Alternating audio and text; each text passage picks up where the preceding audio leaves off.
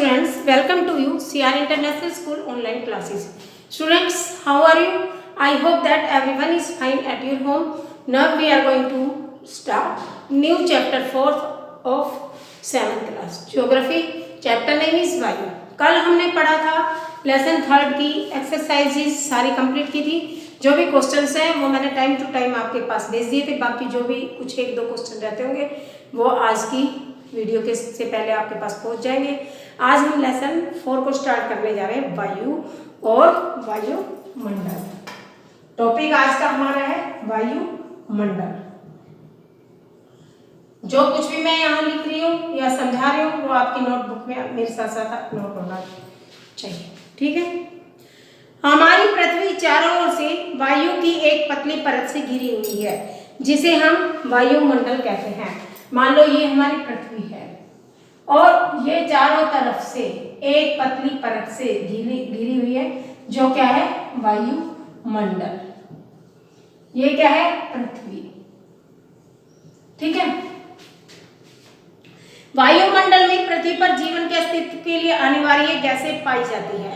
बहुत सारी जरूरी गैसें हैं जो पृथ्वी पर मिलती हैं और ये एक कवच की भांति सूर्य से आने वाली हानिकारक, सूर्य से जो पैराबैंगनी किरणें आती है वो हमारे लिए हानिकारक होती हैं, उन किरणों को पृथ्वी पर रोकने से बचाती हैं। पृथ्वी का तापमान एक उचित स्तर पर बनाए रखने में वायुमंडल अत्यधिक महत्वपूर्ण भूमिका निभाता है। यानी तापमान को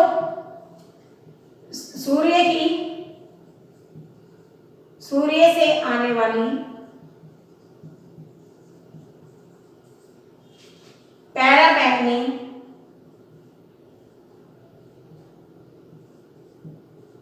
किरणों से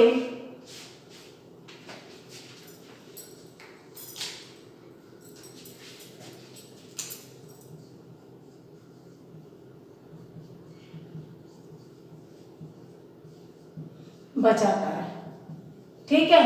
कौन? वायुमंडल। इसके कार्य हैं ये। और दूसरा, ये कवच की तरह काम करता है जो हमारे हानिकारक पैराबैंगनी किरणों को पृथ्वी पर पहुंचने से रोकता है और तापमान को स्थिर बनाए रखता है। तापमान को स्थिर यानी गर्म ज्यादा होने से बचाता है, बनाए रखने की कोशिश करता है, ठीक है।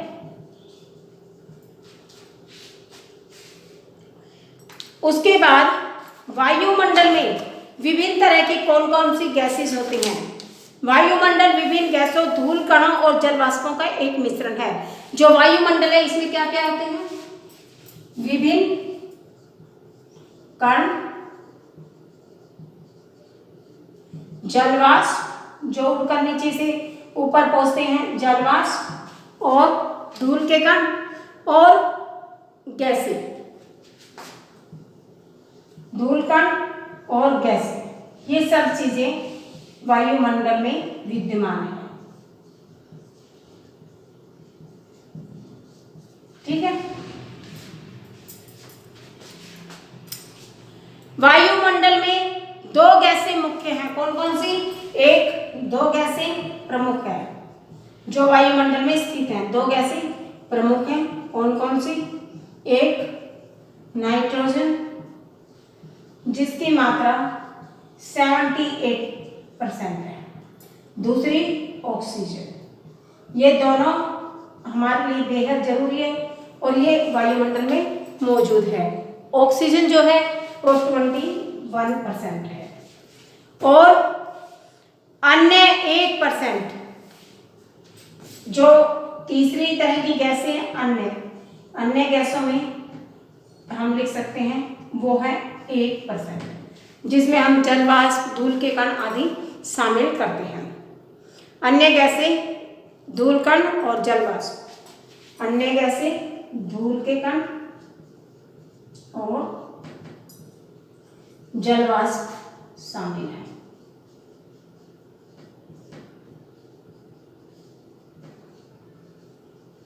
ठीक है। आप इसको इस डायग्राम के थ्रू भी समझ सकते हैं। ये डायग्राम है, मान लो ये हमने पृथ्वी बना दी, ये वायुमंडल का चित्र है, ठीक है। इसमें नाइट्रोजन को दिखाएंगे हम ज्यादा हिस्से में। ये सब क्या है? नाइट्रोजन।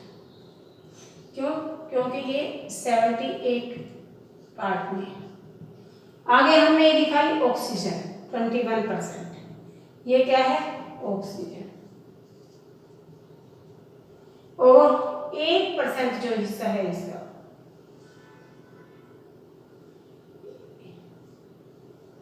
1%, ये अन्य गैस है। इस डायग्राम के थ्रू भी आप इसको क्लियर कर सकते हो। हालांकि वायु में जो कार्बन डाइऑक्साइड है इसकी उपस्थिति मात्र, जो वायु है इसमें कार्बन डाइऑक्साइड जो है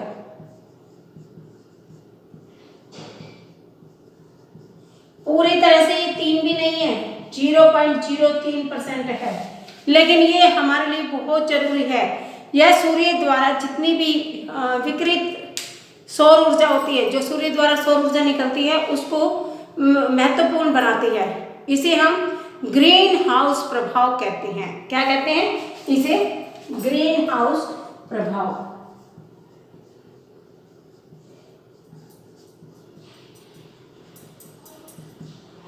ठीक है।